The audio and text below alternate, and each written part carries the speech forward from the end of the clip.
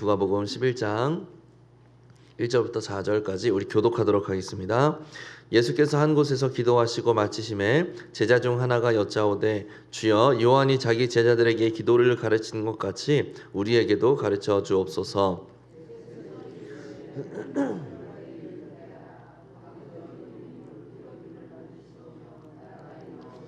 우리에게 날마다 일용할 양식을 주시옵고 죄 지은 자를 모든 사람을 용서하오니 우리 죄도 사하여 주시옵고 우리를 시험에 들게 하지 마시옵소서 하라. 아멘. 당시 유대 랍비들은 그 제자들에게 기도문을 가르치고는 했습니다.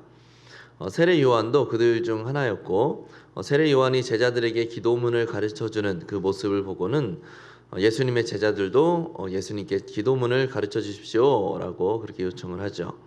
그런 제자들에게 예수님은 우리가 예배마다 암송하는 그 주기도문을 알려주시게 됩니다. 우리 내용 관찰로 들어가 보겠습니다. 제자들이 예수님께 기도에 대한 가르침을 요청한 때는 언제입니까? 1절에서 예수님이 기도를 마치시고 난 후에 기도를 가르쳐 달라고 요청을 하고 있죠. 아마 제자들은 전부터 이런 생각을 하고 있었을지도 모릅니다.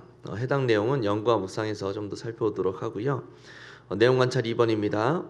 예수님께서 가르쳐 주신 기도의 내용 중 기도자가 먼저 해야 할 일은 무엇입니까?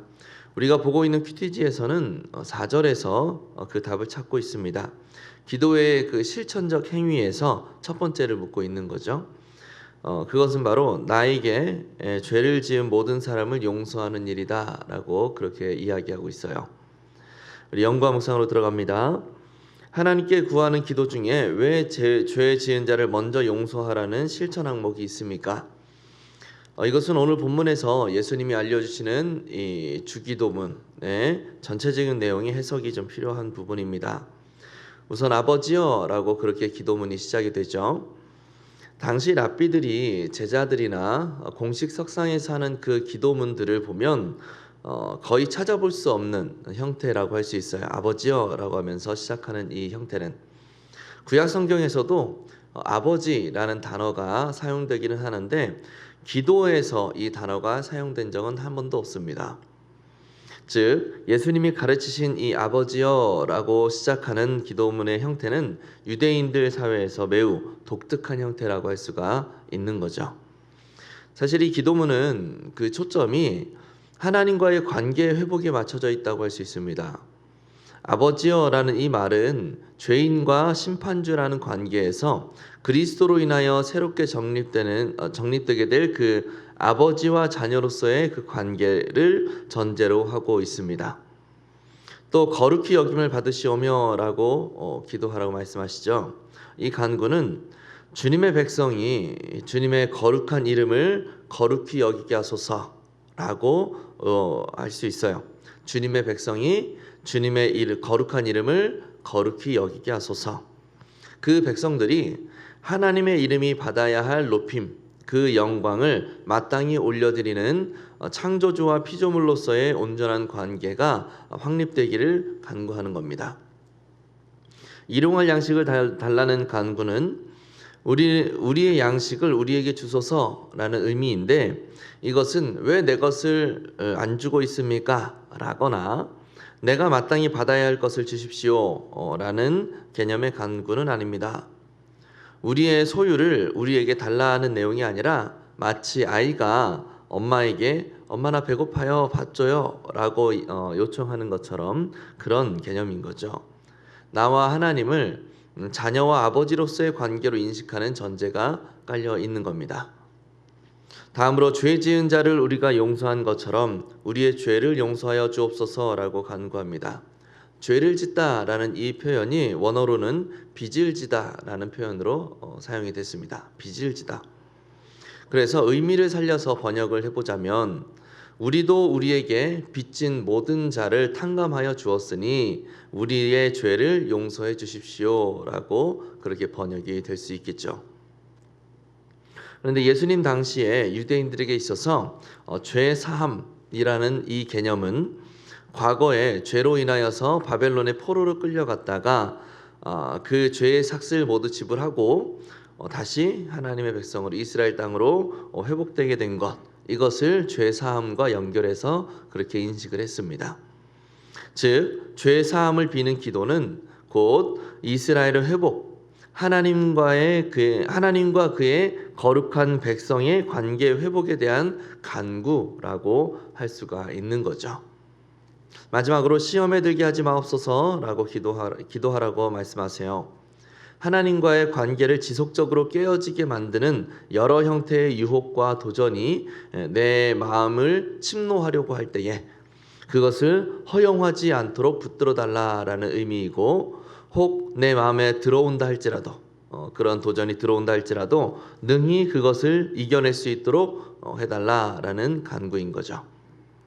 여기서 우리가 기억해야 될 것은 이런 하나님과의 관계의 갱신, 관계의 회복은 사탄이 지배하는 이 땅에서 완전히 구원되는 날, 완전히 구원받게 되는 날, 곧 그리스도께서 다시 오시는 날에 궁극적으로 이루어지게 된다라는 겁니다. 예수 그리스도를 바라보면서 믿음으로 살아가며 나와 하나님과의 그 관계가 깨어져 있었음을 깊이 인식하는 거예요. 그래서 하나님 앞에서 영적으로 영적으로 우리가 파산해버린 자신의 모습을 돌아보면서 죄의 빚을 탕감해 달라고 요청하며 이 땅에서 살아가는 날 동안 깨어진 하나님과의 온전한 관계를 회복해 갈 것을 소망하는 거죠. 그리고 궁극적인 회복이 이루어질 예수의 날을 바라보면서 여러 가지 시험을 견디고 인내하고 이겨내기를 소망하는 기도가 바로 오늘 예수님께서 우리에게 알려주시는 기도문의 의미라고 할 수가 있는 겁니다. 이러한 소망 가운데 예수님은 우리가 실천해야 할 첫 번째 항목으로서 죄 지은 자를 용서하라고 말씀을 하셨습니다. 여기서 죄 지은 자라는 표현은 빚진 자라는 표현이라고 했었죠. 이 간구는 특별히 면제년, 빚을 탕감해주는 면제년에 대해서 이야기하는 그 신명기 15장을 바탕으로 하는데, 돈을 구워준 순간부터 이웃과 나의 관계는 이웃 사이의 관계가 아니라 채무자와 채권자의 관계가 되는 거예요. 그런데 면제년이 되어서 나에게 빚을 진 사람의 채무가 다 없는 것으로 되는 순간 나와 그 사람과의 관계는 채무자와 채권자의 관계에서 다시 이웃으로서의 관계가 회복이 되게 되는 겁니다. 이렇게 나에게 빚진 자를 내가 탕감해 줌으로 나의 이웃으로서의 위치를 그 사람에게 회복시켜 주는 것처럼 하나님 앞에서 죄의 빚을 지은 나도 하나님의 용서하심으로 다시 하나님의 백성으로서의, 하나님의 자녀로서의 그 지위를 회복하고 싶다라는 간구가 바로 그 의미에 들어가 있는 거죠. 즉 하나님의 자비하심으로만이 나의 죄가 깨끗해질 수 있고, 이것을 통해서 하나님과 다시금 진실하고 온전한 관계를 회복하고 싶다라고 하는 그 애통함과 간절함의 기도라고 할 수가 있는 겁니다. 느낀 점입니다. 기도는 주문이 아니라 하나님과 누리는 친밀한 교제라는 사실에서 무엇을 느낍니까? 유대인들에게 있어서 하나님은 두려운 하나님, 또 창조주, 왕, 이런 개념으로 받아들여졌어요. 틀리다는 말씀을 드리는 게 아닙니다. 간혹 여호와를 향하여서 아버지라고 호칭을 하는 때가 있지만, 이때도 유대인들은 자신들의 육신적 아버지의 어떤 그 엄격한 그런 모습의 이미지를 주로 떠올렸습니다.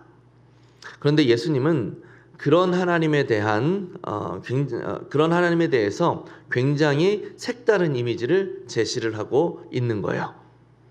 그래서 그 예수님의 제자들에게는 이 기도문이 상당히 낯설고 어색한 느낌이었을 겁니다. 하지만 예수님은 지금 그들에게 그 유대인 사회에 만연해 있는 율법주의적 사고방식과 이로 인한 여호와 하나님과의 경직된 그 관계가 회복될 필요가 있음을 말씀을 하시는 거죠. 적용입니다. 내가 깊은 기도로 들어가지 못하게 하는 불편한 문제나 관계가 있다면 무엇입니까? 누군가와 대화를 함에 있어서 이 대화가 잘 이루어지기 위해서는 무엇보다도 상대방과의 관계가 친밀하게 형성되어 있어야 될 거예요. 어색한 사이이거나 잘 모르는 사이라고 한다면 대화를 이어가는 것 자체가 힘들고 또 저 사람이랑 무슨 이야기를 하지? 라는 걱정부터 들 겁니다. 마찬가지로 기도는 하나님과의 교제다라는 이 개념에서 바라보았을 때 하나님과 나 사이에 기도의 교제가 잘 이루어지기 위해서는 당연히 하나님과의 친밀함이라는 조건이 필요한 겁니다. 하나님과 나 사이의 친밀함이 깨져버리면 기도가 안 되는 거죠. 그러면 하나님과 나의 친밀함을 해치고 깨지게 만드는 것은 무엇인가? 바로 죄예요. 아담이 지었던 최초의 죄가 하나님과 우리 사이를 완벽히 갈라놓았고 또 우리의 마음으로부터 발생하는 그 수많은 죄의 결과물들이 지속적으로 하나님께 가까이 나아가지 못하게 만드는 겁니다. 이런 측면에서 지금 나와 하나님 사이를 갈라놓고 있는 나의 죄는 무엇인지를 체크해 보는 것이 우리에게 참으로 유익할 겁니다. 결론입니다. 기도를 통해 얽매인 것에서 자유해지고 하나님과의 친밀한 관계를 풍성히 누리기 위해서 오늘 결단할 일은 무엇입니까? 무엇이 하나님과의 교제를 가로막는다고 했습니까? 죄라고 했습니다. 그러면 다시 하나님과의 관계를 온전하게 회복하는 길은 무엇입니까?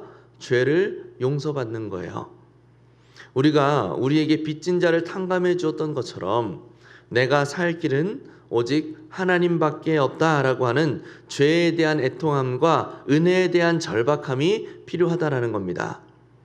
죄의 문제가 해결되지 않고는 기도 응답은 고사하고 하나님과 나의 교제 자체가 불가능해지는 겁니다.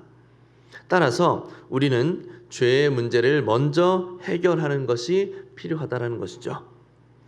먼저 내 속에 이 죄의 덩어리가 가볍게 여기고 넘어갈 수 있는 문제는 아니다라는 사실을 기억하시기를 바랍니다.